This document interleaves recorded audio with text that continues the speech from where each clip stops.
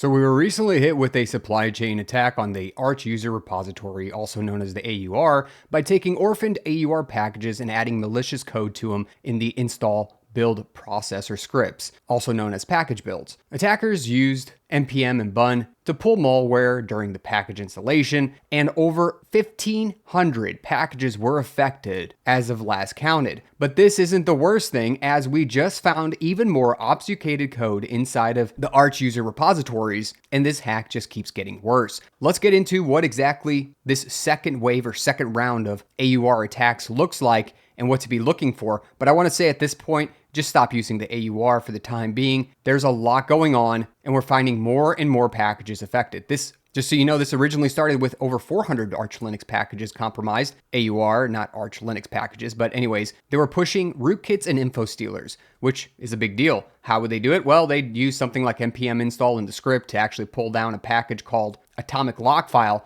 which included this Linux credential stealing payload. Of course, that sucked. And this number just kept growing and growing and growing up to over 1,500 packages compromised in the AUR. People started doing a deep dive on ioctl.fail, a preliminary analysis of the AUR malware. Basically, in this report, the way it happened was the malware was set to search for passwords, tokens, cookies, SSH keys, API keys, wallets, and other developer secrets in order to pull those out and then send them over the internet, upload them to some Tor link. And some reports even claim that it had a root-only eBPF rootkit behavior, which makes detection and cleanup even harder.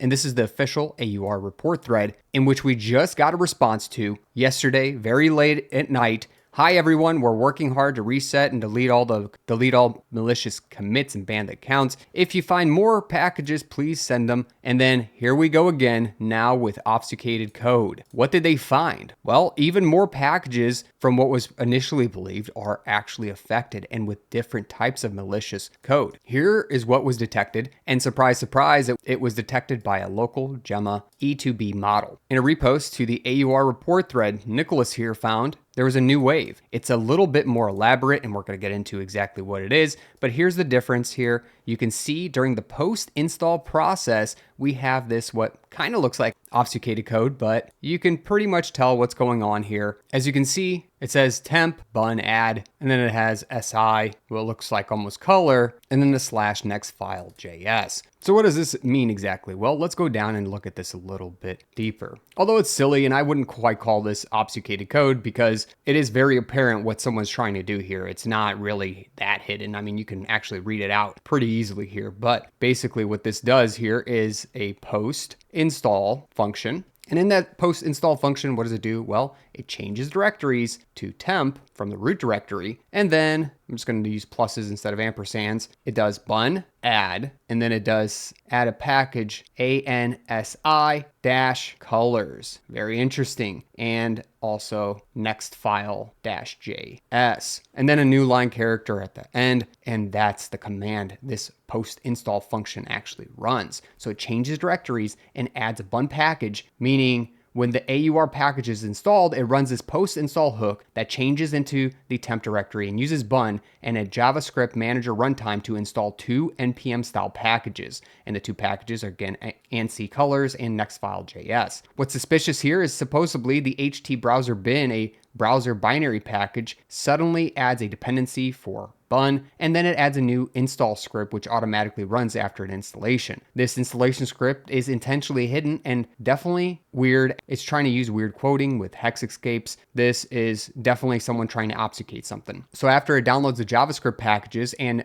during the post-installation process from outside the normal Arch AUR build repository, the maintainer email changed from the original looking address to something new, which we can find up here. Notice this is what they've been doing, changing the maintainers and orphan packages into other ones here. So now it's this email. And this has been typical of everything where it indicates an account or package takeover and an unauthorized modification, especially in orphaned packages. So now we're getting even more issues, and we're seeing an even bigger AUR supply chain attack. If you installed or upgraded htbrowser-bin after this commit, you should treat your computer as potentially compromised. At a minimum, check your AUR logs, remove packages, rotate passwords, or consider completely reinstalling the operating system at this point. This is a big deal. Again, over 1,500 packages at this point have been compromised. You really need to take a look if you're using the AUR. Assume you've just been compromised as this number keeps growing. Do not use the AUR at this point until everything is cleared out. They thought they had it with the first attack, but now they're finding even more hidden and potentially compromised packages.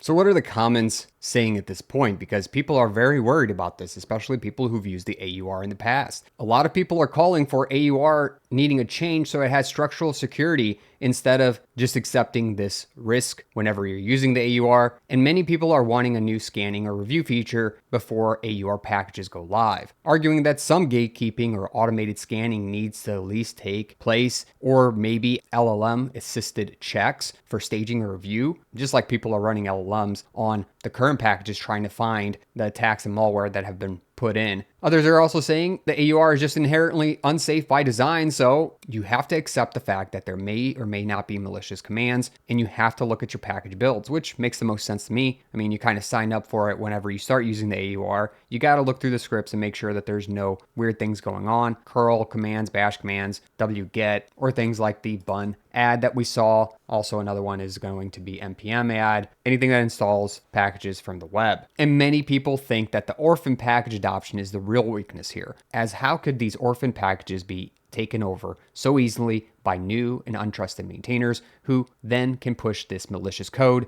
to packages people already trust. Anyways, the bottom line here is that this incident exposes the long-known AUR trust model, as the AUR is powerful but risky, especially with orphan packages and AUR helpers. Some people want a centralized scanning or review system, but I'd say the real fix here is for users to stop treating the AUR like a trusted app store. Anyways, this is wild. I assume we're going to actually find more malicious code in the AUR packages. Over the last 96 hours or so, this incident just keeps growing. Again, immediate action. You should pause your AUR updates, inspect recent AUR package builds and pacman logs, and or run this script. I'll post it in the comments section below. It is a script that goes through all the affected packages. I don't know about the latest obfuscated packages, but it is called AUR vulnerability test. It's from CSCS, from CachyOS, and all it does is echo whether affected packages were actually found. If you want to create your own code to check it out, you can too. If you don't trust the script, no problem.